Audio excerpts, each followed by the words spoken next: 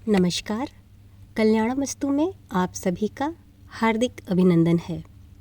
आज श्री रामकृष्ण मिशन आश्रम के सौजन्य से स्वामी आत्मश्रद्धानंद जी महाराज सचिव रामकृष्ण मिशन आश्रम कानपुर और स्वामी दिव्य कृपानंद जी महाराज संपादक वेदांत केसरी के संवाद को सुनते हैं। वीडियो के माध्यम से आपके समक्ष स्वामी विवेकानंद जी के व्याख्यानों को आसान भाषा व व्याख्यान में निहित संदेशों को आप तक पहुंचाने का एक छोटा सा प्रयास है। आपके सहयोग की आशा है। आइए सुनते हैं स्वामी विवेकानंद के भारतीय व्याख्यानों पर संवाद। हम पहले आज का इस डिस्कशन को प्रारंभ करते हैं प्रणाम मंत्र से। ओम नमः श्री अतिराजाय विवेकानंद सूरये सच्चित् सुख स्वरूपाय स्वामिने तापहारिणे। आज हम यहाँ इसलिए बैठे हुए हैं कि हम हमारे जो युवा पीढ़ी है, यंगर जनरेशन, उनको एक अत्यंत ही महत्वपूर्ण पुस्तक के साथ उनका परिचय करवाएं। और ये पुस्तक का अपना एक इतिहास है, अपना एक उसका महत्व है और उसकी प्रासंगिकता है जो इसे एक अद्भुत पुस्तक बनाता है। तो उसको लेके हमारे साथ रामकृष्ण मठ का जो बड़ा ही पुराना केंद्र है दक्षिण भारत में, या पहला केंद्र है रामकृष्ण मठ, मयलापुर, मद्रास या चेन्नई से स्वामी दिव्य कृपान जी हैं। स्वामी दिव्य कृपान जी वहाँ से जो वेदांत केसरी मैगज़ीन निकलती है, उस मैगज़ीन के वो एडिटर हैं पिछले 1-1.5 साल से। तो महाराज जी का आश्रम में स्वागत है। चूँकि मेरा भी पहले वेदांत केसरी के साथ काफ़ी साल रहा एक कनेक्शन, तो हमने सोचा कि हम दोनों मिलके इस पुस्तक के संबंध में कुछ डिस्कशन करेंगे। तो ये पुस्तक का, इसे हमने देखें यहाँ पे इंग्लिश में रखा है और इसका हिंदी अनुवाद भी रखा है। यह है कि lectures from Colombo to Almora, और स्वामी विवेकानंद के भारतीय व्याख्यान, उसका हिंदी अनुवाद है।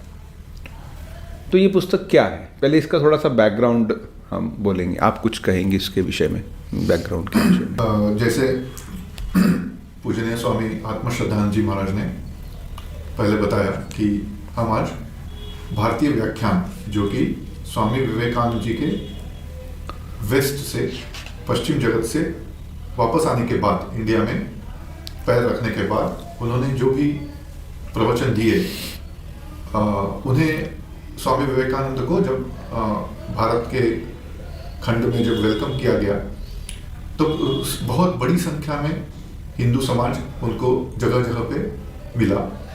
और स्वामी जी उस उत्स्फूर्तता से, उस एक संवेदना से उनके प्रति जो जागृत होती थी, उससे वो हमेशा उन जगहों पे उस समाज के लोगों से उस कॉन्टेक्स्ट में, प्रत्येक जगह पे वो जो प्रवचन करते थे, बहुत ही कठिन प्रसंगों में उन्होंने प्रवचन किए। कभी कभी बहुत ही भीड़ है, शोर है, कहीं उन्होंने एक बार तो रथ में खड़े होकर प्रवचन किया, एक जगह पे बहुत ही छोटे से हॉल में प्रवचन किया।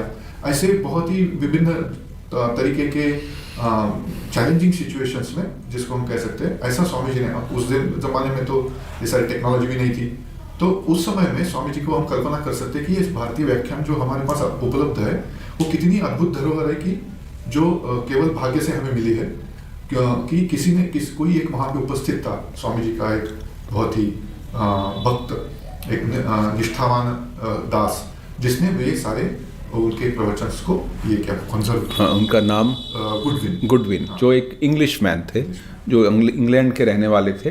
वो स्वामी जी से मिले थे जब स्वामी जी इंग्लैंड गए थे, और वो स्वामी जी से इतने प्रभावित हुए थे, वो उनके एक स्टेनोग्राफर जैसे बन गए थे। और बहुत से लेक्चर जो स्वामी जी ने अमेरिका में दिए, इंग्लैंड में दिए, और बाद में भारत में बहुत से लेक्चर जो दिए, वो इन्हीं के कारण हमें अवेलेबल हैं, क्योंकि उनको लिपिबद्ध किया, फिर उसको इस रूप में जो हमें उपलब्ध करवाया, उसका सारा का सारा श्रेय श्री जे गुडविन को जाता है। उनकी जीवनी के ऊपर एक छोटी सी पुस्तक भी है। सो इससे पहले कि और आगे बढ़ें, 2-3 बातें मैं कहना चाहूँगा कि स्वामी जी अमेरिका गए 1893 में, 1893। वो ही अपने आप में एक बहुत ही सुंदर घटना है कि कैसे स्वामी जी भारत का एक प्रतिनिधित्व बन के गए। और उस ज़माने में तो एक अलग सिचुएशन थी कि आपको कोई वीज़ा नहीं चाहिए और हवाई जहाज भी नहीं है और आपको पैसा भी नहीं था स्वामी जी के पास। आजकल किसी को जाना हो अमेरिका तो ये सब चीज़ें पिक्चर में आ जाती हैं, कब टिकट बुक करवाना है। अब तो शायद जहाज़ से कोई नहीं जाता, मतलब वाटरवे से अमेरिका कोई नहीं जाएगा, तो 2-3 महीने लग जाएंगे, इतना समय किसके पास है। लेकिन स्वामी जी निकले वहाँ से बॉम्बे से 31 मई 1893 और रास्ते में उनका जो एक बड़ा प्रसिद्ध इंटरेक्शन हुआ जमशेदजी टाटा जी के साथ। फिर स्वामी जी जापान होते हुए, वैंकूवर होते हुए, फिर शिकागो, फिर वहाँ की जो सिचुएशंस, फिर उनका पार्लियामेंट में बोलना, जो my sister's and brothers of America, फिर उनका एक फिनोमिनल जो एकदम अद्भुत उनको जो सफलता मिली वहाँ पे। लेकिन स्ट्रगल भी बहुत थे। तो 4 साल बिताए स्वामी जी ने, बहुत जगह, लगभग 100 के लगभग स्थानों पे गए स्वामी जी। और बीच में इंग्लैंड गए, फिर दोबारा इंग्लैंड आए, फ्रांस भी गए। तो इन सब के पाश्चात्य देश की एक यात्रा, एक सफलता की जो बात थी, हम धीरे धीरे भारत में सुन रहे थे उस समय तो मीडिया आज का जैसे इलेक्ट्रॉनिक मीडिया वैसा नहीं होता था। मेनली जो था वो न्यूज़पेपर वाला मीडिया था। और कभी कोई वहाँ से अगर तार आ जाए, आजकल तो तार बंद ही हो गई है, टेलीग्राफ तो बंद हो गया अभी, तो उस समय में आता था, तो उससे जो खबर आती थी। और फिर स्वामी जी का जब स्वामी जी वहाँ से चले, इंग्लैंड से चले, फ्रांस से होते हुए जब पहुँच रहे हैं, तो रास्ते में उनमें एक आशंका जैसा था, या अच्छा मैं इतने दिनों बाद वापस जा रहा हूँ भारत, तो लोग मुझे क्या स्वीकार करेंगे, क्या होगा। फिर उनके मन में एक दैवी एक प्रेरणा थी, बोले no, the India must accept me, India must listen to me. क्योंकि स्वामी जी हम समझते हैं, उनकी जीवनी पढ़े हैं, उनके व्यक्तित्व पे जो हमने छोटा सा चिंतन किया है, वो मानो भारत की आत्मा थे। भारत का जो मूल तत्व है मानो उनमें पाया जाता है। तो फिर वो जब पहले आए, तो वहाँ से जब चल के आए तो भारत पहुँचना था, तो भारत का पहले जो उनका जो पड़ाव था वो था कोलंबो में। तो इसीलिए इस पुस्तक का नाम है कोलंबो टू अल्मोड़ा, पहला पड़ाव वहाँ पे था। अब कोलंबो आज हम जानते हैं वो श्रीलंका की राजधानी है। उस ज़माने में श्रीलंका ब्रिटिश कॉलोनी हुआ करती थी। 1948 में श्रीलंका को पॉलिटिकल इंडिपेंडेंस मिला है। उससे पहले तो श्रीलंका जैसे चल रहा था, वहाँ पे स्वामी जी को बहुत सुंदर वहाँ पे वेलकम दी गई। जो पहला लेक्चर था, उनको बहुत से स्थानों पे स्वामी जी को एक वेलकम एड्रेस, एक स्वागत भाषण देते थे पहले, फिर स्वामी जी उसका उत्तर देते थे और उसको विस्तार पूर्वक अपनी बात कहते थे। कोई ना कोई ऐसा मुद्दा, ऐसा कोई विषय जो भारतीय समाज से जुड़ा है, भारतीय इतिहास से जुड़ा है, भारतीय समस्याओं से जुड़ा है। लेकिन जैसे हमारे मन में अक्सर पाश्चात्य देशों को लेके एक अंदर से बात आती है कि क्या हमें पाश्चात्य देश बन जाना चाहिए, हम क्या उनकी नकल करें। तो इसको लेके स्वामी जी ने कुछ बातें कही हैं कि जैसे गंगा हज़ारों किलोमीटर चल के अब समुद्र तक पहुंच गई है, गंगा को आप पीछे नहीं ले जा सकते। वैसे ही भारत हज़ारों साल से चल के आया है, उसको नया नहीं बनना, उसको अपने ही रास्ते पे चलना है। तो इसको लेके स्वामी जी ने बहुत कुछ बातें कही हैं। एक बात हमारा जो प्रसंग है यहाँ पे इकट्ठे हुए का है कि इस घटना को हुए 125 साल हो गए, 1897 और अभी 2023 दिसंबर है। तो स्वामी जी का ये जो 125वां साल है, इसका कुल lectures from Colombo to Almora. तो अल्मोड़ा एक और शब्द आपको समझना होगा, तो ये इसका एक सेलिब्रेशन करने का उद्देश्य है। अच्छा, अल्मोड़ा जो है वो उत्तराखंड में एक बड़ा ही प्रसिद्ध शहर है, वहाँ से भी हिमालय दिखाई देते हैं, हमारा आश्रम भी है वहाँ पे। कोलंबो में भी हमारा रामकृष्ण मिशन है, तो अगर कोई जाए वहाँ पे तो देख भी सकता है। जिस स्थान पे स्वामी जी उतरे थे कोलंबो में, वहाँ पे एक स्वामी जी का एक स्टैचू भी लगाया गया है अभी। तो पहला लेक्चर जो स्वामी जी ने दिया, सब मिला के लगभग 29 लेक्चर दिए। कोलंबो से अगर हम जाएं और अल्मोड़ा तक, उसमें असल में इस पुस्तक में सारे जो लेक्चर हैं उस श्रृंखला के नहीं है, कुछ बाद में ऐड भी किए गए हैं। जैसे शायद लाहौर का लेक्चर, तो आप उस विषय में कुछ कह रहे थे।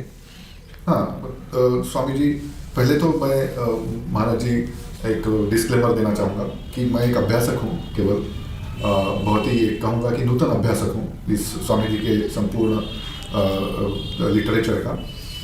तो मैं किसी भी यहाँ पे जो भी मेरे मत प्रदर्शित करूँगा वो कोई एक्सपर्ट नहीं हूँ। मैं बस जो अभी इस अभ्यास के दौरान जो भी कुछ बातें हमारे नज़र में आती है, जो हमें भाती है, वो हम शेयर कर रहे हैं आप सभी से। तो वो एक बात ये होती है। और दूसरा, मैं एक स्वामी जी ने जो अभी बात कही थी कि उस ज़माने में स्वामी जी जो गए, ट्रैवल किया, उस समय में पासपोर्ट, वीज़ा ये सब नहीं था। लेकिन मुझे यहाँ पे एक इंटरेस्टिंग बात लगती है कि स्वामी जी को एक वीज़ा ज़रूर ये करना पड़ा, उसको लेना पड़ा या मांगना पड़ा एक जगह से, और वो जगह थी माँ शारदा देवी कि वहाँ से जब तक वीज़ा नहीं मिला स्वामी जी वेस्ट में नहीं गए। आप कहना ये चाहते हैं कि उन्होंने माँ से परमिशन लिया, क्योंकि ये भी अपने आप में एक बड़ी ऐतिहासिक घटना थी कि उस समय कोई विशेषकर स्वामी जी पहले ऐसे सन्यासी थे, हिंदू सन्यासी, जो काला पानी जिसको हम कहते हैं समुद्र, उसको पार करके गए, जहाँ तक हमें अपना छोटा सा इतिहास के कुछ तथ्यों का मालूम है। तो इसलिए वो एक साहस चाहिए था, क्योंकि ऐसा किसी स्मृति में लिखा हुआ है कि अगर उसके पास कोई पार जाता है तो फिर उसको जातिच्युत कर देते। तो एक भय था कि मैं जाऊं कि ना जाऊं। तो और ये इंस्पिरेशन मिली थी स्वामी जी को जब वो कन्याकुमारी में बैठ के वो 3 दिन जो ध्यान किया था, उससे पहले गुजरात में घूमते समय उन्हें पता चला कि वहाँ पे धर्म महासभा हो रही है। तो उन्होंने फिर माँ को पत्र लिखा था और बाद में माँ ने आशीर्वाद देते हुए उसका उत्तर दिया था कि अवश्य जाओ, रामकृष्ण देव तुम्हारे साथ हैं, तुम अवश्य का। और फिर उनको एक दर्शन भी हुआ था कि श्री रामकृष्ण देव समुद्र के ऊपर चल रहे हैं, उन्हें बुला रहे हैं। तो स्वामी जी की एक अद्भुत जो उनकी वहाँ पे सफलता हुई, वो समाप्त मतलब उसको करके जब वो भारत पहुँचे तो मानो पूरा भारत, उस ज़माने का जो भारत था उस समय, तो एक भारत जिसमें आजकल उसके 2-3 देश भी बन चुके हैं, है ना, जैसे बांग्लादेश बना, फिर बाद में पाकिस्तान बना, तो वो तो तब तो एक समग्र भारत था, अखंड जिसको समग्र कहें, और साथ में श्रीलंका, ये सब मिला के एक ऐसा एक उनको वेलकम दिया गया कुछ जगहों पे। अच्छा, स्वामी जी के ज़्यादातर लेक्चर जो है आरंभ के हैं वो तमिलनाडु में दिए हुए हैं, ठीक, तो ज़्यादातर जो है तमिलनाडु में, वहाँ से उन्होंने शुरू किया, ज़्यादातर तमिलनाडु, फिर बाद में कलकत्ता में कुछ, और उसके बाद में अल्मोड़ा आगे बढ़े, फिर लाहौर, और फिर ये कुछ एडिशनल ये जो बाद में ऐड किए हुए लेक्चर। और ज़्यादातर लेक्चर जो हैं वो इंग्लिश में है, लेकिन शायद 2 लेक्चर जो है हिंदी में है। एक लाहौर में दिया हुआ भक्ति के ऊपर जो लेक्चर है, और एक अल्मोड़ा में। तो ये भी अपने आप में एक अद्भुत घटना थी, क्योंकि उस ज़माने में आजकल की ये जो आधुनिक हिंदी हम बोलते हैं वो इतनी प्रचलित हुई नहीं थी, वो अभी बन रही थी। उस समय हिंदुस्तानी भाषा, सदुक्खड़ी, जो एक मिक्सचर बना चल रहा था। हम जैसे जानते हैं कि हिंदी साहित्य के प्रसिद्ध जो भारतेंदु हरिश्चंद्र थे, उन्होंने सरस्वती मैगज़ीन में इसको लिखना शुरू किया, वो भी लगभग 1900 के लगभग है, और बाद में उसका ये स्वरूप आया। लेकिन स्वामी जी ने जब ये भाषण दिया हिंदी में, तो इसी पुस्तक में है कि स्वामी जी ने बाद में कहा कि इस हिंदी में बहुत सी पॉसिबिलिटीज़ हैं, मतलब ये लैंग्वेज डेवलप होगी, इसमें बहुत पॉसिबिलिटीज़ हैं। तो ये भी एक प्रकार का एक फ्यूचरिस्टिक व्यू था स्वामी जी का। और एक बात इसमें ऐड कर सकते हैं, जिससे पहले कि हम इस किताब के बारे में और डिस्कस करें, कि ये किताब मानो एक प्रकार से, जिसको इंग्लिश में कहेंगे, इसे charter for India for the next few 100 years, कैसा इंडिया होना चाहिए। अच्छा, उस ज़माने में बहुत से ऐसे लोग थे जो एक खोज रहे थे एक चीज़ को, एक दिशा को, एक ग्रंथ को, एक ऐसा एक आशा जिससे पकड़ के आगे बढ़ सकें। तो स्वामी जी ने जो कुछ कहा यहाँ पे, वो उस ज़माने के जो क्रांतिकारी थे उनको बहुत उसको प्रभावित किया। ऐसा भी माना जाता है कि बाद में 1907 या 1910 के लगभग एक कमेटी बनी थी गवर्नमेंट ने, ब्रिटिश गवर्नमेंट ने, स्टडी करने के लिए कि ये कहाँ से एक प्रकार से एक क्रांति, एक देश को हमको स्वतंत्र करना है, ये कहाँ से शुरू हो रहा है। तो उन्होंने एक चीज़ पाई कि प्राय सभी के पास, जितने भी क्रांतिकारी थे, अपनी एक पर्सनल लाइब्रेरी होती थी, और उस पर्सनल लाइब्रेरी में बहुत सी किताबों में से दो किताबें अवश्य, एक तो भगवद गीता और दूसरा lectures from Colombo to Almora.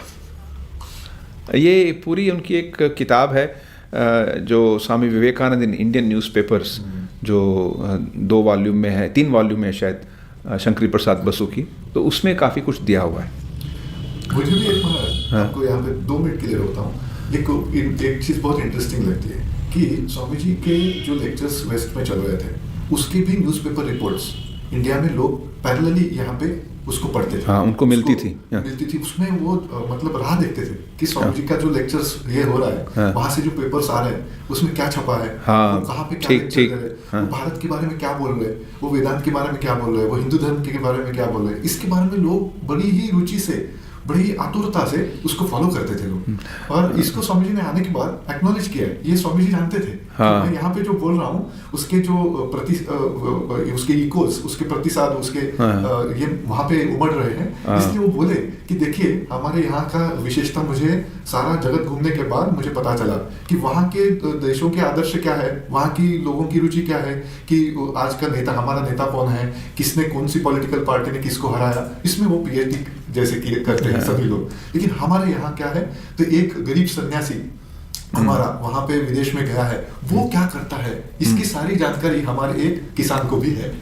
ये ऑलमोस्ट पहले के लेक्चर में ही है।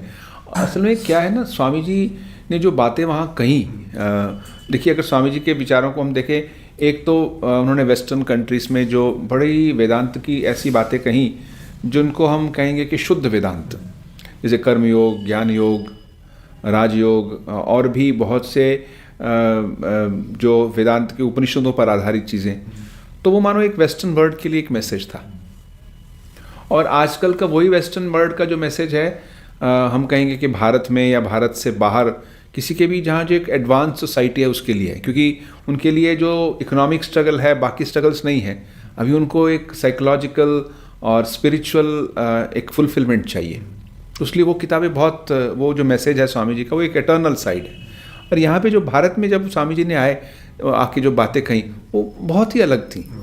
इसमें शायद लोगों को थोड़ा सा एक ये भी हुआ होगा कि अरे स्वामी जी ने वहाँ पे एकदम ही अलग से किया और हमें तो सब सारी अलग बातें बताई है, इसका थोड़ा सा लोगों को भी। इसीलिए मैंने देखा है वो स्वामी जी की जो अंग्रेजी में 2 वॉल्यूम में जो किताब है, इस life in by eastern and western disciple, उसमें उन्होंने कहा था कि कंसोलिडेटिंग हिज इंडियन वर्क, ये एक प्रकार का चैप्टर, ये इंडियन वर्क है। अच्छा, एक बात है इस पुस्तक में, यही नहीं कि सिर्फ भारत के बारे में, आध्यात्मिकता के बारे में बहुत है। मुझे स्मरण है हमारे रामकृष्ण मिशन के जो पूर्व जो 13वें परम श्रद्धेय जो प्रेसिडेंट महाराज थे, स्वामी रंगनाथन जी महाराज, जब महाराज दीक्षा देते थे तो इंसिस्ट करते थे, जो भी दीक्षार्थी उनको मंत्र दीक्षा के पास उनके पास आता था, कि वो ये किताब को पढ़े, lecture from Colombo to Almora, क्योंकि उनके अनुसार, और जहाँ तक हमने सुना है, महाराज ने इस पुस्तक को लगभग 100 बार पढ़ा था। और इस पुस्तक के पैसेजेस, बड़े बड़े जो पैराग्राफ्स हैं, as it is Swami ji quote कर सकते थे, क्योंकि इतनी बार पढ़ा है और उनके जीवन का, उनकी थिंकिंग का वो एक हिस्सा बन चुका था। तो अभी इस पुस्तक के बारे में हमने कहा, इसमें 29 लेक्चर्स हैं, 29 में क्या किया गया, इसके बारे में थोड़ा सा आपको इंट्रोडक्शन देते हैं। तुम्हारा जी, आप थोड़ा फर्स्ट पब्लिक लेक्चर के बारे में जो ईस्ट में दिया है, कुछ एक बातें कहिए, या सेकंड के बारे में कुछ कहिए। तो पहला जो महाराज जी ने मुझे जैसे सुझाव दिया कि कोलंबो का जो लेक्चर है वो हुआ था 15 जनवरी 1897 को। तो उस लेक्चर को जो रिप्लाई दिया स्वामी जी ने, उसी वक्त स्वामी जी ने जैसे अपने भारतीय जो उनका जो मैसेज है भारत को देने वाले थे, वो उसकी एक नींव रखी, एक तरीके से बोल सकते हैं। प्रथम नींव क्या रखी कि भारतीय लोगों की प्रशंसा करते हुए उन्होंने कहा, भारतीय समाज की, हिंदू समाज की, कि आप लोगों में जो दिव्यत्व है, आप में जो एक महानता है, उसको आप समझिए। ये पहला आह्वान वो पहले लेक्चर से ही, मतलब एक अपनी सेल्फ आइडेंटिटी, आपका महानता को आप भूल चुके हैं, आप उसको कैसे याद रख सकते हैं, कैसे याद रखना चाहिए आपने, इसके पॉइंट्स उन्होंने आर्ग्यूमेंट्स दिए स्वामी जी ने, पहले लेक्चर से शुरू किए।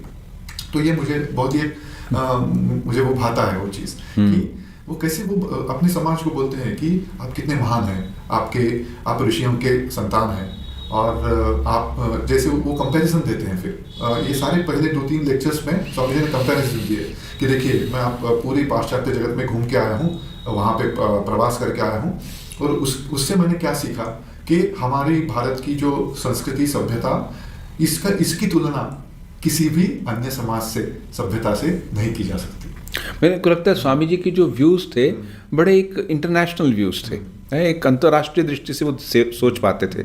और देखिए जब आपने इस बात को कहा, ये उस समय है जब सारा भारत अपने आप को हीन समझ रहा था, जब लोग सोच रहे थे कि हम तो सिर्फ ब्रिटिशर्स के अंडर हैं, हमारा कोई, और ब्रिटिशर्स ने ऐसे ऐसे हथकंडे अपनाए थे कि हमारी जो एक राष्ट्रीय अस्मिता है वो मानो लोगों के पास जैसे हमारे पास कुछ नहीं है, हमको बस इंग्लिश को फॉलो करना है, ऐसा एक विचार था। हम हमारे स्पाइन को भूल गए, स्पाइनलेस हो गए थे। हाँ, तो स्वामी जी फिर एकदम जैसे नहीं, हमारे पास एक आध्यात्मिक परंपरा है, हम इतने हजारों साल से इसको फॉलो करते आ रहे हैं। उन्होंने एक नया उसमें मतलब उत्साह भर दिया।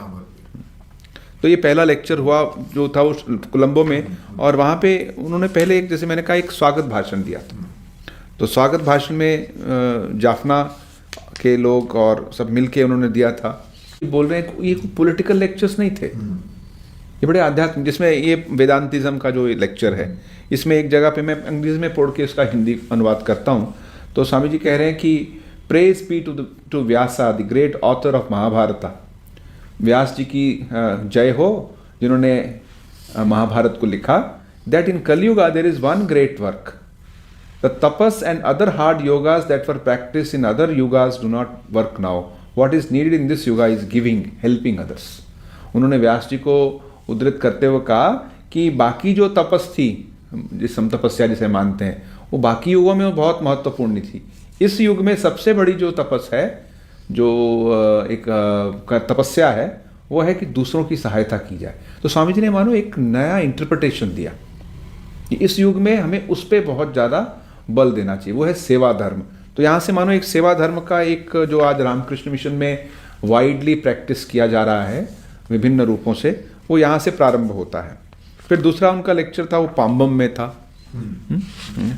तो पाम्बम जो है वो एक स्थान है रामेश्वरम के पास। अच्छा, स्वामी जी कोलंबो तक तो बड़ी शिप में आए थे, उसके बाद में छोटे से स्टीमर से वो पहुँचे रामेश्वरम। जहाँ वो उतरे वहाँ पे, रामेश्वरम एक छोटी सी रियासत हुआ करती थी, तो वहाँ के जो राजा थे भास्कर सेतुपति, वो पहले स्वामी जी से मिल चुके थे जब स्वामी जी अमेरिका गए, उससे पहले। फिर वो जब स्वामी जी आ रहे हैं तो वो स्वयं उनको रिसीव करने के लिए आए। तो वहाँ पे कोई बहुत बड़ा बंदरगाह नहीं था, एक छोटा सा एक नेचुरल बंदरगाह था। तो वो रामेश्वरम के जो टापू है उसके किनारे में ही है, पाम्बम जी के पास में ही। और वहाँ पे स्वामी जी ने जब अपना पैर रखा तो तमिल में उसको कहते हैं कुंतुकाल, जहाँ पे उन्होंने काल मतलब पैर, कुंतु रखा, उन्होंने अपने रखा, जहाँ पे उन्होंने पैर रखा, कुंतुकाल। तो वो कुंतुकाल जो जगह है, वहाँ पे अभी अभी स्वामी जी का भव्य मंदिर बना हुआ है, कुछ साल पहले ही बना है वो। और वहाँ पे असल में वो नेचुरल एक बंदरगाह जैसा है, बनाया नहीं हुआ, लेकिन उसका पानी बहुत गहरा है, इसलिए कोई भी शिप वहाँ आ सकती है। और थोड़ा सा इस दृष्टि से जो कभी कभी वहाँ पे लोग कोई फिसल जाए तो उसके लिए बड़ा खतरनाक हो सकता है वो। एनीवे, वहाँ पे मंदिर है। और वो तो रामेश्वरम में असल में 3-4 स्थान है जहाँ पे स्वामी जी से जुड़े हुए हैं। एक तो ये जहाँ पे स्वामी जी उतरे थे पाम्बम, वहाँ पे राजा ने उनको रिसीव किया था। दूसरा, स्वामी जी गए थे रामेश्वरम मंदिर में।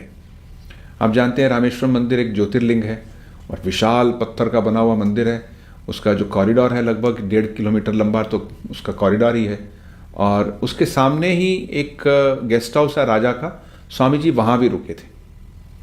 तो 3 स्थान है जो स्वामी जी से एसोसिएटेड हैं, जो रामेश्वरम मंदिर में जैसे हम प्रवेश करते हैं, जो मेन मंदिर का जो अंदर जाके बड़ा दरवाज़ा है, बहुत बड़ा ऊंचा दरवाज़ा होगा, लगभग 20 फुट का, 20 या 22 फुट का दरवाज़ा है।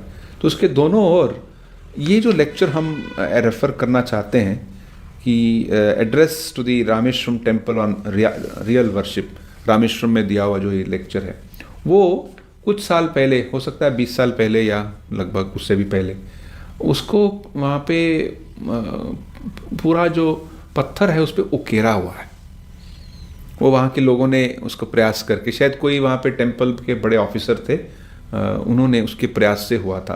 तो इस तरफ वो अंग्रेज़ी में जैसे स्वामी जी ने बोला था वो है, और इस तरफ उसका अनुवाद है तमिल में, क्योंकि बहुत से लोग तमिल वहाँ आते हैं, तो ये दोनों वहाँ पे लगे हुए हैं। और एक बात है, स्वामी जी जब वहाँ गए थे तो उनको रामेश्वरम मंदिर का जो एक भव्यता है उसमें क्या है कि कुछ चीज़ें रखी रहती हैं उनके खजाने में, जहाँ मंदिर का एक खजाना है, पुराना मंदिर है, सैकड़ों साल पुराना, तो उसमें वो सब चीज़ें निकाली जाई जो कभी कोई महात्मा आ जाए तब निकालती हैं। जैसे कोई छाता है, कोई बजाने वाली चीज़ है, कोई सोने की आरती है, वो सब निकाली गई थी। और स्वामी जी को पूरा मंदिर घुमाया गया, और स्वामी जी ने जो रिचुअल्स हो रहे थे बड़े ध्यान से देखे, और बाद में वहाँ की जो विजिटर बुक है उसमें लिखा भी, अपने हाथ से लिखा कि मैं यहाँ पे आया, इंग्लिश में ही लिखा कि मैं यहाँ पे आया, मैं बहुत प्रसन्न हूँ देख के कि यहाँ के जो पुजारी है बड़ी श्रद्धा से पूजा कर रहे हैं, मैं उनकी प्रशंसा करता हूँ, नीचे स्वामी जी। और ये बात भी रामेश्वरम मंदिर के प्रारंभ में उकेरी गई है एज इट इज़। और साथ में ही और एक वसंत मंडपम नाम है जहाँ पे पार्वती जी का मंदिर है, तो माना जाता है कि स्वामी जी का लेक्चर मोस्टली वसंत मंडपम के सामने ही हुआ था। वैसे तो बहुत बड़ा मंदिर है वो, उसको देखने में तो कितने घंटे लग जाएंगे। तो इस मंदिर का को जो स्वामी जी ने लेक्चर दिया था, तो उसमें एक बात है कि स्वामी जी ने कहा कि असल पूजा जो है, मैं इस हिंदी पुस्तक से थोड़ा उसका उदाहरण दे देता हूँ कि जो असल पूजा होती है वो पूजा होती है कि हम कैसे मनुष्य की पूजा करें। इसका नाम है यथार्थ उपासना। रामेश्वरम मंदिर के अंदर दिया हुआ स्वामी जी का ये भाषण है। तो इसमें एक बात जो स्वामी जी कहते हैं वो है कि ये निस्वार्थता ही धर्म की कसौटी है, कसौटी है, this is the standard for judging. जिसमें जितनी ही अधिक निस्वार्थता है उतना ही आध्यात्मिक है और उतना ही शिव के समीप अर्थात भगवान के समीप है। चाहे वो पंडित हो या मूर्ख, शिव का सामीप्य दूसरों की अपेक्षा उसे ही अधिक प्राप्त है। उसे चाहे उसका ज्ञान हो या ना हो, परंतु उसके विपरीत यदि कोई मनुष्य स्वार्थी है तो चाहे उसने संसार के सब मंदिरों के एक दर्शन क्यों ना कर लिए हों, सारे तीर्थों को क्यों ना गया हो और रंग भभूत रमाकर अपनी शक्ल चीते जैसी क्यों ना बना ली हो, वो शिव से बहुत दूर है। अर्थात जो एक रियल स्पिरिट है, जो आंतरिक भाव है पूजा का, आध्यात्मिकता का, वो है निस्वार्थ होना। ये स्वामी जी के इस लेक्चर में था। और एक बात है कि इसमें स्वामी जी ने एक एग्जाम्पल भी दिया था कि मान लीजिए कोई एक बगीचा है और उस बगीचे में दो माली काम करते हैं। जब बगीचे का मालिक आता है, एक माली जो वैसे तो बड़ा सुस्त है और बड़ा ही कमज़ोर है और आलसी है, वो जैसे ही मालिक आता है तो उसकी प्रशंसा में वो खड़ा हो जाता है, कहता है अरे मेरे स्वामी कितने सुंदर हैं, और ये उनके समुख नाचता है। और जो दूसरा वाला है वो ज़्यादा बातचीत नहीं करता, वो चुपचाप जाके बड़ा मेहनती आदमी है, उसने वहाँ पे बगीचे का आम का बगीचा है, वहाँ से कुछ आम ला के उनके सामने रख देता है। तो बोलते असल में जो जो दास है या वो नौकर है वो कौन है? दूसरे वाला ही नौकर है, क्योंकि काम कर रहा है। पहले वाला तो सिर्फ उनकी प्रशंसा में ही अपना समय बिता रहा है। तो ऐसे भी एक तो यहाँ भी दो माली हैं, एक वह जो सुस्त अकर्मण्य और ढोंगी है और कभी कभी शिव के सुंदर नेत्र, नासिका आदि अन्य रंगों की प्रशंसा करता है। दूसरा जो शिव की संतान की, सारे दीन दुखी प्राणियों की और उनके समस्त सृष्टि की चिंता रखता है, उनकी सेवा करता है। ये स्वामी जी का एक बड़ा ही अद्भुत बात है। और ये शिव ज्ञान से जीव सेवा जो एक नारा या जो मोटो रामकृष्ण मिशन के सामने है, जो स्वामी जी ने कहा था, तो वो मानो ये पहला जो लेक्चर है उसका नटशेल में ये किया। हाँ, उसका नटशेल है, प्रैक्टिकल वेदांत दिया। बिल्कुल बिल्कुल। अगला लेक्चर जो है वो रामनाद के अभिनंदन का उत्तर है। अच्छा, रामनाद क्या है? रामनाद एक लगभग 40-50 किलोमीटर रामेश्वरम से दूर एक छोटा सा शहर है। वहाँ पे उस रियासत के राजा का एक छोटा सा महल है। तो वहाँ पे स्वामी जी को, अभी तो वहाँ भी हमारा आश्रम बन गया है, रामनाड में भी आश्रम है, हाँ एक्टिव आश्रम है। तो वहाँ पे वो रॉयल फैमिली के साथ स्वामी जी ने बड़े अच्छे उनके संबंध थे। तो वहाँ पे उनका ये बड़ा प्रसिद्ध भाषण है।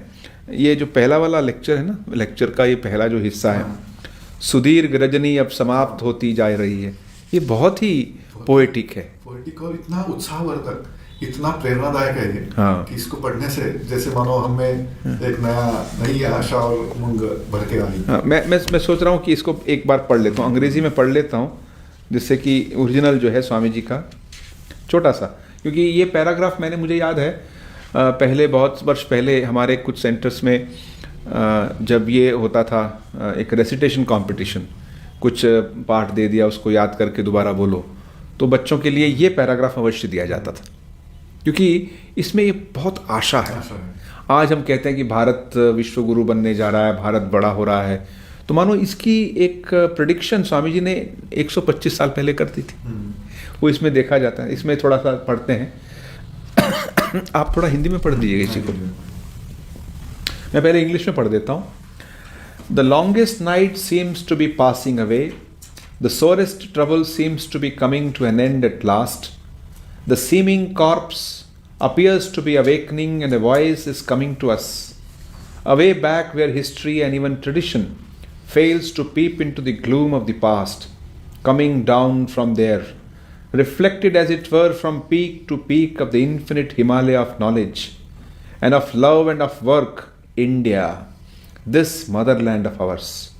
A voice is coming unto us, gentle, firm, and yet unmistakable in its utterances, and is gaining volume as days pass by, and behold, the sleeper is awakening.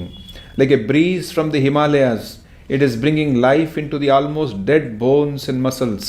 The lethargy is passing away, and only the blind cannot see, or the perverted will not see that she is awakening. This motherland of ours, from her deep, long sleep, none can resist her anymore. Never is she going to sleep anymore. No outward power can hold her back anymore, for the infinite giant is rising to her feet. कहने का अर्थ है कि भारत अब जग रहा है। ये स्वामी जी ने 1897 में कहा। मतलब जो आज हम देख रहे हैं कि इतना परिवर्तन भारत में हुआ है, उन्होंने 125 साल पहले ही अपने दूरदृष्टि से देख लिया था। उसका हिंदी अनुवाद पढ़ दीजिए। सुदीर्घ रजनी अब समाप्त होती हुई जान पड़ती है। महादुख का प्रायः अंत ही प्रतीत होता है। महानिद्रा में निमग्न शव मानव जागृत हो रहा है।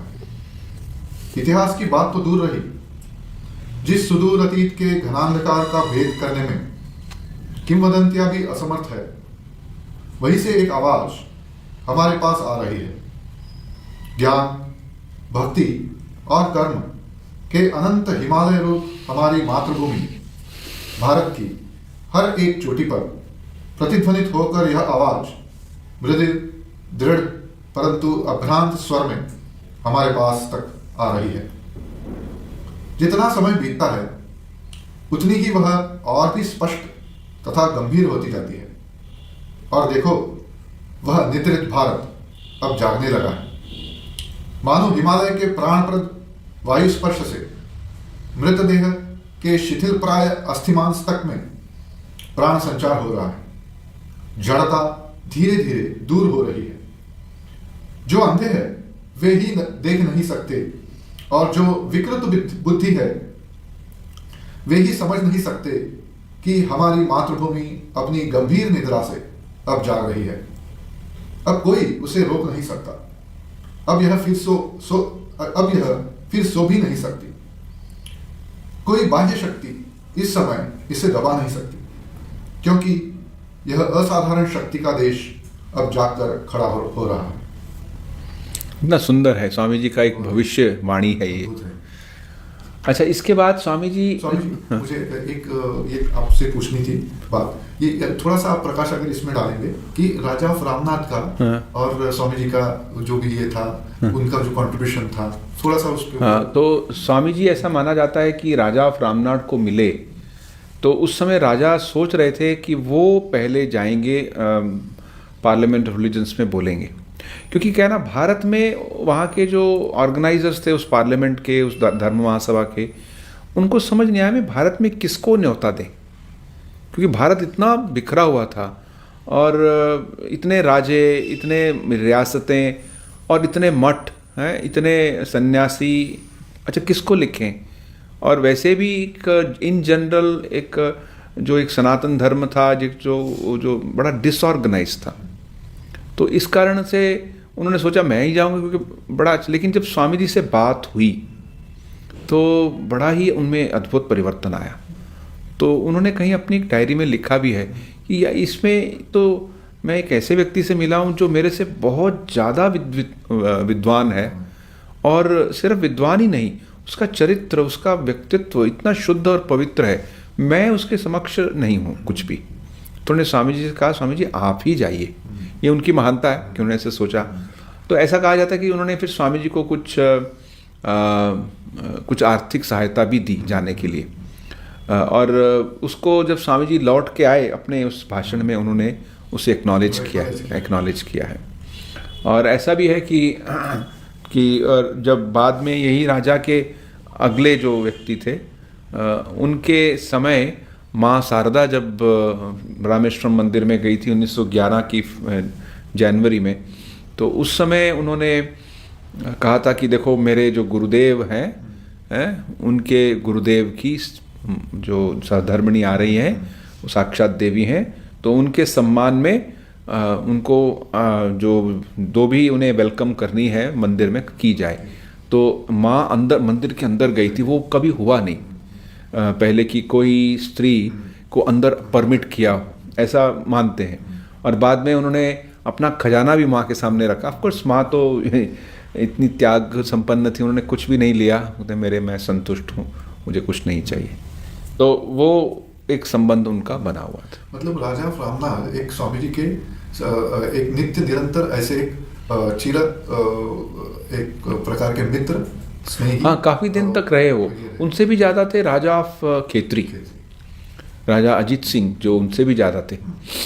तो उस समय स्वामी जी जो बहुत से राजाओं से मिले थे, उनमें से ये दो हैं। और भी उस तरफ, हाँ, जैसे पोरबंदर या लिमड़ी के तरफ बहुत लोग रहे हैं। तो और आगे बढ़ते हैं, जैसे कुंभकोणम का लेक्चर है, स्वामी जी ने वहाँ पे ये बात कही थी। कुंभकोणम का जो लेक्चर है उसमें arise awake and stop not till the goal is reached, ये बात उन्होंने कही थी। आज कुंभकोणम में और मदुरई में जहाँ स्वामी जी बोले थे, वहाँ कुछ ना कुछ एक स्मारक है। शायद कुंभकोणम स्टेशन पे भी एक स्मारक है, स्वामी जी का पिक्चर लगा हुआ है।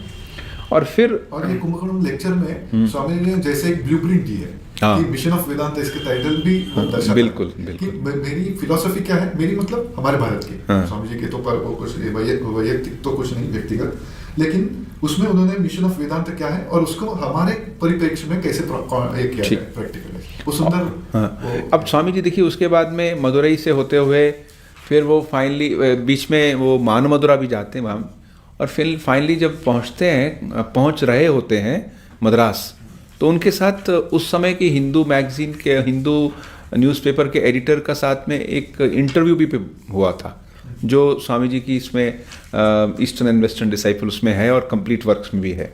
एक बड़ी प्रसिद्ध घटना हुई थी वहाँ पे, शायद चेन्नई के पास में एक जगह है चेंगलपेट, लगभग उस स्थान पे, किस स्थान पे हुआ उसको चिन्हित नहीं किया गया, लेकिन एक घटना हुई थी कि स्वामी जी ट्रेन से चेन्नई की ओर जा रहे हैं। तो अब इतना बड़ा एक उस समय एक ये बैठ गया था कि हाँ यहाँ से वो जा रहे हैं, कि कुछ लोग उस रेलवे लाइन के चारों ओर खड़े हो गए। वहाँ पे कोई एक ये नहीं था, स्टॉपेज नहीं था, छोटा सा एक स्टेशन था, और कहा कि ये ट्रेन आ रही है, ये ट्रेन रुकनी चाहिए क्योंकि उसमें स्वामी विवेकानंद है, हमें उनका दर्शन करना है। तो वो जो इंग्लिश मैन था उसने कहा नहीं, ये नहीं होगा, ये संभव नहीं है। तब ऐसा उनकी लाइफ में है कि वो लोग रेलवे लाइन की पटरी पे लेट गए, कुछ देखो 50-60 लोग लेट गए, तो ये तो बहुत बड़ी एक घबराने वाली बात हो जाती है। तो उसको फिर वो रुकवानी पड़ी गाड़ी। तो फिर वहीं पे स्वामी जी थोड़ा बाहर निकले और उन्होंने लोगों का जो आदर है, प्रेम है, सम्मान है, उसको अपने हाथ से हिला के उसका एक्नॉलेज किए। उन्हीं में एक थे जिनका नाम था सूरज राव, वो स्वामी निश्चयानंद, हाँ, बाद में वो स्वामी निश्चयानंद बने। उन्होंने पहला दर्शन स्वामी जी का वहीं पे किया था। अच्छा, फिर स्वामी जी जब वहाँ पहुँच गए, एग्मोर नाम का जो स्टेशन है रेलवे, वहाँ पे 2 मेन स्टेशन है, एक तो चेन्नई सेंट्रल है और एक एग्मोर स्टेशन है। तो एग्मोर स्टेशन में स्वामी जी को लगभग 3000 लोगों ने रिसीव किया और एक बग्गी में लेके एक उस मद्रास सिटी के विभिन्न जो मुख्य रास्ते हैं उसमें सब जगह तोरण लगे हैं, एक खुशी का माहौल है, एक त्यौहार का वातावरण है। और वो स्वामी जी वहाँ से जब आए, जिसको आज हम विवेकानंद हाउस या विवेकानंद इल्लम कहते हैं, इल्लम जो तमिल शब्द होता है घर के लिए, तो वहाँ पे स्वामी जी आए। वहाँ पे असल में एक व्यक्ति रहते थे, उनका घर था वो, तो वहीं पे स्वामी जी को रहने के लिए, उसको आइस हाउस भी कहते हैं। उसकी एक लंबी स्टोरी, अभी तो हमारे आश्रम का एक हिस्सा है। और ऐसा माना जाता है कि जब वो बिಳಿगिरि अयंगर, वो भक्त का नाम था, बिಳಿगिरि अयंगर की फैमिली थी, जब वो स्वामी जी वहाँ उतरे, घर में जब प्रवेश करेंगे, उनका बहुत बड़ी बिल्डिंग है, बहुत आसपास स्थान है, तो जब उनको रिसीव किया गया तो एक प्लेट में आरती रखी गई और साथ में उस फैमिली के अपने जो हीरे जवाहरात थे, स्पेशली मोती, वो सब सजाए गए। वो बोलते हैं वहाँ की जो परंपरा में उसको बोलते हैं मुत्तु आरती की गई थी। हाँ, मुत्तु आरती, जिससे कि सब प्रकाश और बढ़ जाता है ना फिर, क्योंकि वो चमकते हैं बहुत। तो वैसे स्वामी जी फिर वहाँ पे 9 दिन रहे और उन 9 दिनों में लगभग उन्होंने 5 या 6 मुख्य लेक्चर दिए। Sages of India, my plan of campaign.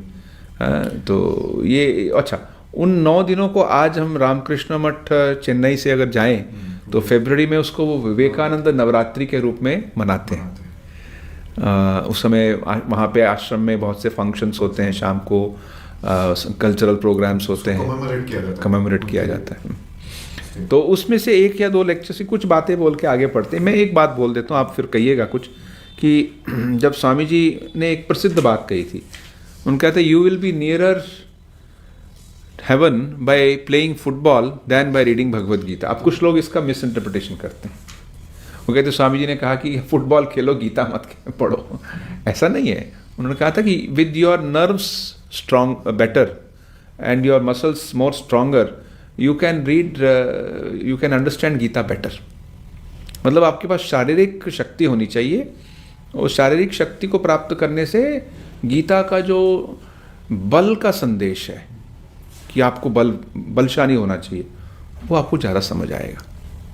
तो ये उसी एक लेक्चर में कहा गया है। और जब वो मद्रास में स्वामी जी ने बहुत स्थानों पे जो लेक्चर दिए, वो भी उस विवेकानंद नवरात्रि में पढ़े जाते हैं। और इसमें वेदांता इन इंडियन लाइफ, ये सब हम देखते हैं। इसमें बहुत सेजेस ऑफ इंडिया में स्वामी जी ने बहुत सुंदर एक बात रखी, the work before us, the future of India. ये सारे प्रसिद्ध लेक्चर वहीं पे दिए।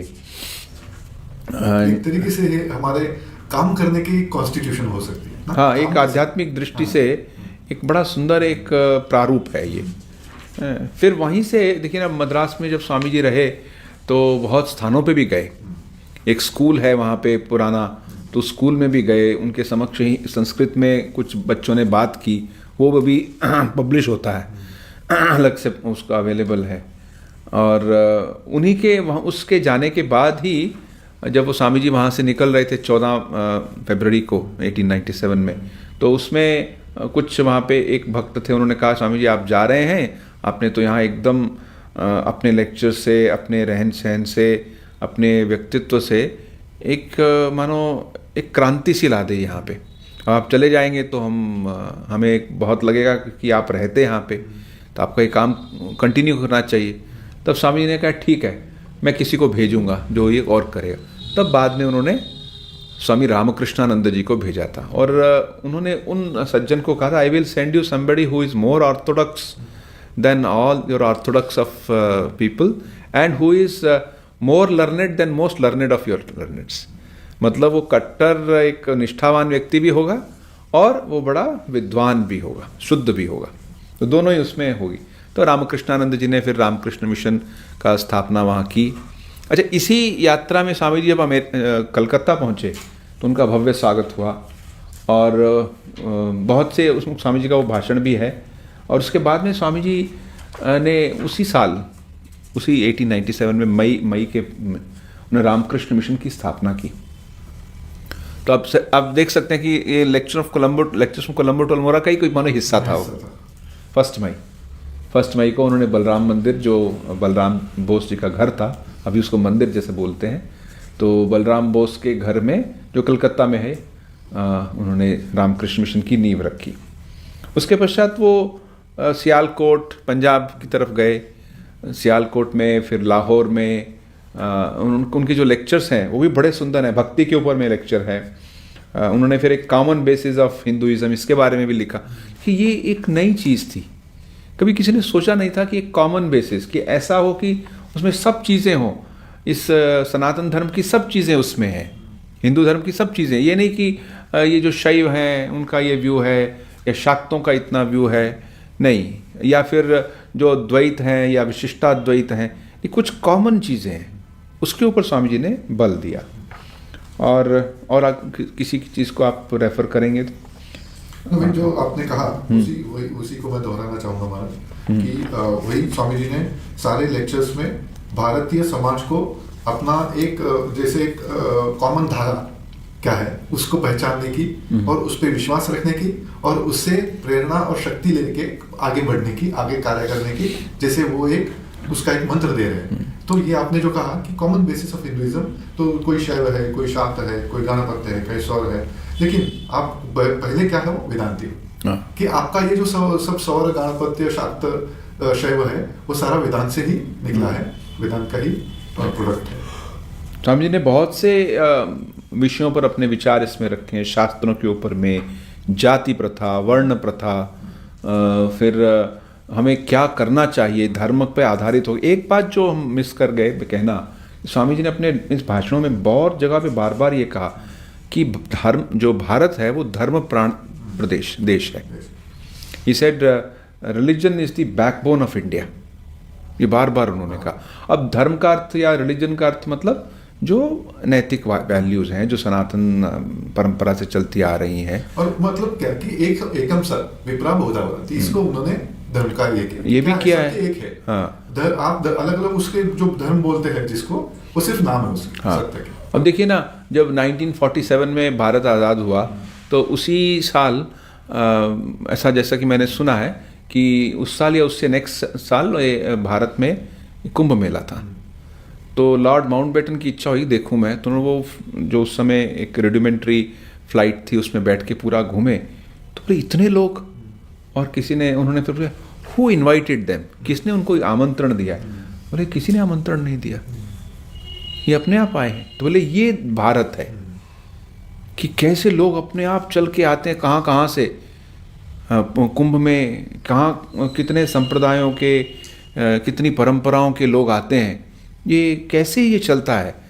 आज भी एक अचंभा है, लास्ट जो पूर्ण कुंभ हुआ उसमें लगभग 13 करोड़ लोग आए थे इलाहाबाद में। अभी जो नया आने वाला है कुछ 25 में, तो सोच रहे हैं कि लगभग 30 करोड़ लोग आएंगे, ऐसा आशा ऐसा उनका है।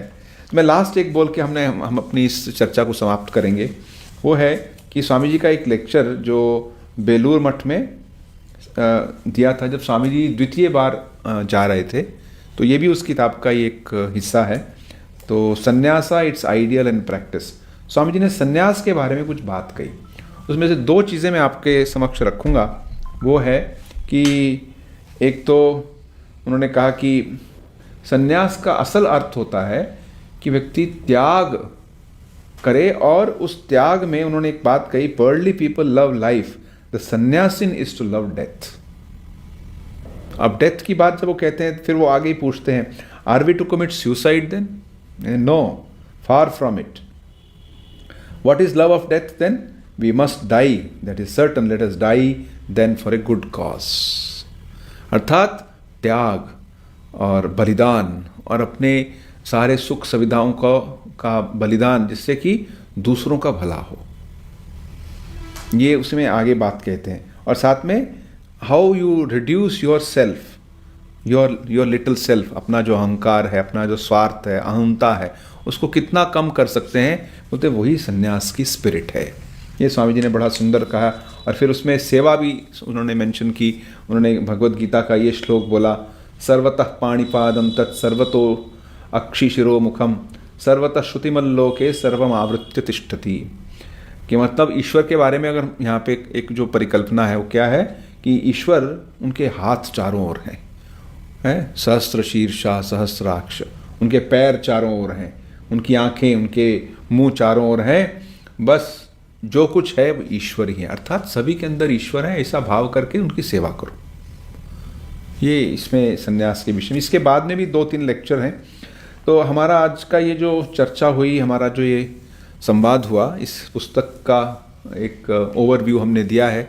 तो हमें आशा है कि जो भी लोग इसको सुनेंगे, देखेंगे, विशेषकर हमारी युवा पीढ़ी इस पुस्तक को स्वयं पढ़ेंगे। ये किताब जो है हिंदी में जो है वो हमारे नागपुर आश्रम से ऑनलाइन भी आप ऑर्डर कर सकते हैं, मिलती है। और ऐसे ही अंग्रेज़ी की जो किताब है हमारे अद्वैत आश्रम से पब्लिश हुई है, वहाँ से भी ऑर्डर कर सकते हैं। और ये जो भारतीय व्याख्यान किताब है, इसकी और एक विशेषता है, इसका यहाँ पे लिखा है, अनुवादक जो है वो श्री सूर्यकांत त्रिपाठी निराला है। आप जानते हैं सूर्यकांत त्रिपाठी निराला हिंदी साहित्य के एक बड़े ही दिग्गज नाम हैं, और उनके नाम पे तो एक पूरा युग है हिंदी साहित्य में। तो ये उन्हीं का ही ट्रांसलेशन है। कितनी अद्भुत बात है। तो मैं आज इस अवसर पर सभी युवाओं को, सभी दर्शकों को, जो भक्त हैं हमारे, जिसको भी इंटरेस्ट है, उनसे अनुरोध करूंगा कि आप इस किताब को पढ़ें और इसको समझने का प्रयास करें। आपके जीवन में एक नई दिशा मिलेगी। कुछ जगहों पर ये जो इंग्लिश वाली किताब है, इसमें हल्का सा जो विक्टोरियन इंग्लिश का इफेक्ट है, तो कई लोगों को समझने में थोड़ा सा मुश्किल होती है। इसीलिए अंग्रेज़ी का ही हमारे परम श्रद्धेय स्वामी तपस्यान जी महाराज, जो हमारे वाइस प्रेसिडेंट थे लगभग 25 या 30 साल पहले, उन्होंने इसको एक अलग किताब के रूप में बनाया था। उन्होंने कहा स्वामी विवेकानंद नेशनलिस्टिक लेक्चर्स रीटोल्ड। तो उसमें भी ये सब बातें उन्होंने अपने स्वामी जी को थोड़ा सा कोट किया और बाकी अपना एक्सप्लेनेशन दिया है। तो वही भाव है उसमें। इंग्लिश थोड़ी और इजी है, चाहे आप हिंदी में पढ़ें या इंग्लिश में पढ़ें या अन्य किसी भाषा में पढ़ें, इस किताब को अवश्य पढ़ें, यही हमारी प्रार्थना है। आप कुछ लास्ट में कुछ पार्टिंग रिमार्क होगा तो? बस आपको धन्यवाद देना चाहूँगा स्वामी जी, और आपको प्रणाम भी अर्पण करूँगा कि आपने मुझे ये मौका दिया कि इस बहाने मुझे इसके बारे में थोड़ा बहुत चिंतन करने की जो एक ये हुई, सुविधा हुई कि और भी सारे प्रवचन भी हमारे पास अभी इंटरनेट में इसके उपलब्ध है ऑनलाइन। तो वो भी बहुत सारे सोर्सेस आजकल उपलब्ध हैं, और स्वामी जी ने मुझे उसका सब ये एक अच्छा सुयोग प्रदान किया। इसके लिए मैं आपका तहे दिल से आभार। बहुत प्रभु रामकृष्ण देव, माँ शारदा, स्वामी विवेकानंद को प्रणाम करते हुए हम इस चर्चा को यहीं समाप्त करते हैं। ओम शांति शांति शांति, हरि ओम तत्सत। श्री राम कृष्णार्पणमस्तु। आशा है आज के वीडियो से आपको बहुत कुछ सीखने को मिला है। आज के लिए बस इतना ही। कल्याणमस्तु के साथ बने रहें। वीडियो को लाइक कीजिए, शेयर कीजिए। आप वीडियो में अंत तक बने रहे। आपका बहुत बहुत धन्यवाद।